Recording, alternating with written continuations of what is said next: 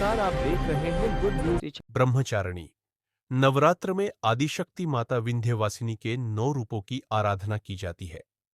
पहले दिन हिमालय की पुत्री पार्वती अर्थात शैलपुत्री के रूप में मां का पूजन करने का विधान है। वहीं दूसरे दिन ब्रह्मचारिणी के रूप में पूजन किया जाता है। प्रत्येक प्राणी को सद्मार्ग पर प्रेरित वाली मां का यह स्वरूप बड़ा दिव्य है। माता सफेद वस्त्र धारण कर एक हाथ में कमंडल और दूसरे हाथ में माला लिए हुए सभी के लिए आराध्यनीय है। विंध्य और मां गंगा के तट पर विराजमान मां विंध्यवासिनी ब्रह्मचारिणी के रूप सभी भक्तों का कष्ट दूर करती है। एक रिपोर्ट। अनादिकाल से आस्था का केंद्र रहे विंध्याचल में विंध्य पर्वत व पवन पावनी मां भागीरथी के संगम तट पर विराजमान मां विंध्यवासिनी का दूसरे दिन ब्रह्मचारिणी के रूप में पूजन व अर्चन किया जाता है। विंध्य क्षेत्र में मां को विंदुवासिनी अर्थात विंध्यवासिनी के नाम से भक्तों के कष्ट को दूर करने वाला माना जाता है। प्रत्येक प्राणी को सद्मार्ग पर प्रेरित करने वाली मां ब्रह्मचारिणी सभी के लिए आराध्य है। 9 दिन में मां सभी भक्तों के मनोकामना को पूरा करती है। इस गृहस्थ जीवन में जिस जिस वस्तुओं की जरूरत प्राणी को होता है वह सभी प्रदान करती है। नवरात्र के दूसरे दिन मां की षोडशोपचार पूजा अर्चना कर जप करने वाले भक्तों की सारी मनोकामना पूरी होती है।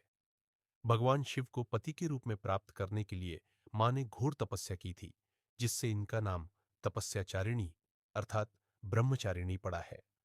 पेजरो राजन मिश्र विद्वान आचार्य। नवरात्र के दूसरे दिन माता विंध्यवासिनी के दर्शन करने के लिए भक्तों का तांता लगा है। आदिशक्ति मां विंध्यवासिनी के दर्शन के लिए भक्त पिछले कई सालों से धाम में आते रहे हैं।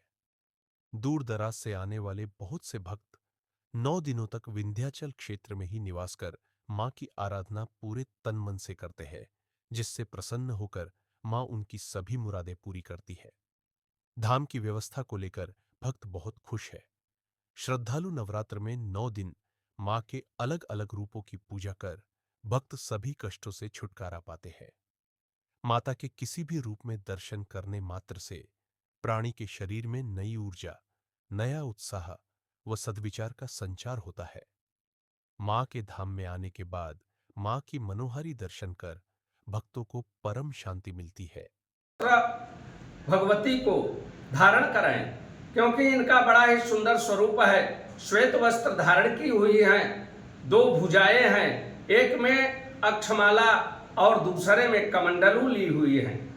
इन्होंने भगवान शिव को अपने पति के रूप में प्राप्त करने के लिए घोर तपस्या की थी।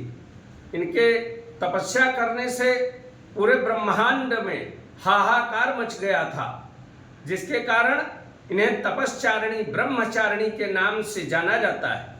तो इसलिए भक्त वहाँ श्वेत वस्त्र चढ़ाएं और वहाँ मालपुए का भोग लगा करके ओम ऐं ह्रीं श्रीं ब्रह्मचारिण्यै नमः इस मंत्र का 27 माला जप करें तो उनकी समस्त मनोकामना पूर्ण हो जाती है। और जिनके कुंडली में मंगल की महादशा खराब हो, आज पूजन करने मात्र से वह दशा भी शुभ फल देने वाली हो जाती है। और आज के दिन साधक के स्वाधिष्ठान चक्र का जागरण होता है। जय मां विंध्यवासिनी।